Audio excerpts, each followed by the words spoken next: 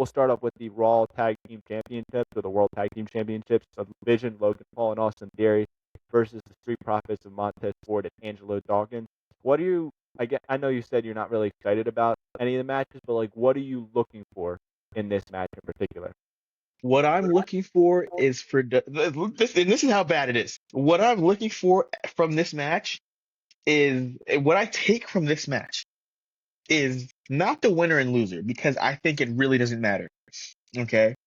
Yeah, and I don't think it's exciting either. Okay, the tag team division for WWE has been absolutely 100% positively horribly atrocious. Okay, so what I'm taking from this here is that they need to upgrade their tag team division and do it quickly. Okay, because tag team wrestling in WWE has been trash ever since really the Usos were the champs. The bloodline was intact in that whole era.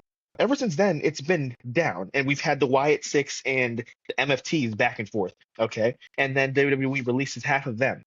So it's like I've heard rumors. I've been on Twitter. I've been on X, whatever, TikTok. I've heard rumors that WWE is trying to stir up their tag team division. I heard that they put Enzo Amore at the Performance Center, okay, and they're trying to bring back Enzo Amore and Big Cass for a tag team. And I'm not gonna lie, they were one of my favorite tag teams from back in the day. I don't know, and then they Vince broke them up and decided to have them go against each other. They were super entertaining. So listen, with the way the division is right now, do it because we're watching The Miz and Kit Wilson, and then R-Truth and David.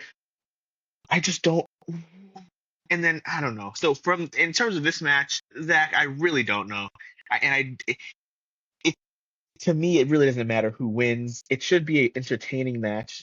Everybody's athletic, and then you have Dawkins as like the powerhouse guy. It should be a good match. Um, I don't think anything crazy is gonna happen though. But if I had to choose a winner, I would choose the Vision. I don't think they're gonna lose the titles.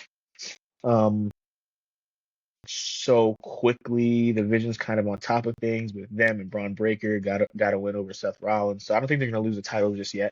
Um, but yeah, I would pick the Vision to win. Yeah, and I agree. I'm just gonna give it in the sense where it's like if we've seen over the past 2 weeks, if you watch and stuff like that, Angelo Dawkins has kind of been more open to accepting help from Seth Rollins, while Montez Ford wants nothing to do with him. And I could see kind of a risk between those two because you kind of saw it on SmackDown, but then they left forever and we never got to get the payoff of what those two, between the arguments they were having. And now we are where we are, and now they're back together. They're facing off in this match. I'm going to throw out this wild card. I don't think this is going to happen or anything. I wouldn't be surprised if Bronson Reed's healthy, come back here and be like the difference maker to where Montez Ford has to accept Seth Rollins' help because they can't outbeat that kind of numbers game. Because he kind of sees it like right now, like Logan Paul and Austin Theory, although they're athletic, they can be handled with. But if you bring Bronson Reed back into the equation, then you have to help Seth Rollins, and then it could all lead into like a big 8-man tag match, and then whoever you want to throw in that fourth guy, Joe Henry or Ellen, whoever the heck you want to throw as that fourth guy. And I just think at the end of the day, the Vision are going to win this.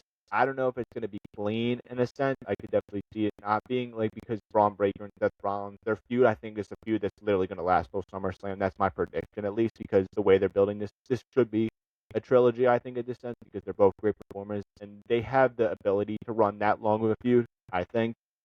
And these two could get interfere in it, and Montez could not want his help. Seth Rollins and those two disagree, and then it leads to the Vision taking advantage of the miscommunication, or whatever the heck you want to call it, and they pick up the win because that's the way I think they've been doing it over these past few weeks. And just in the tag team sense, they really don't know what they want to do with it. And obviously, you talk about they're trying to revamp the division and stuff like that. That's going to start with good matches, and they just don't have the ability to put on a good match. And these performers do. That's without a doubt. But the match producers and I think whatever else they do, I don't think have the ability to right now because they don't have the creative mind to put together a good match. They just see, we have to have interference. This is the one big heel group faction on Monday Night Raw, our main event faction, and they got to win by interference because it can't be clean. And like you said, we haven't seen it since the Bloodline. We haven't really seen good tag team action also since SmackDown had theirs really good running last year that to the point where people were arguing why it wasn't on WrestleMania. And in that sense, there was a lot of babyface tag teams, and they were having good matches. This is not even the sense here. This is the perfect thing. You have a heel babyface one, and it's just kind of lackluster. I mean, you had the Street Profits come back, which is pretty cool, and just to have the tag teams defend it again is. And I think the perfect representation is this. If you can't save the tag team divisions with literally putting the Usos, the belt on them, then you're not saving it anytime soon. That's what I think about things and stuff like that. So I do agree with you. I think Division's going to win, but I could see it in a multitude of ways of being with interference.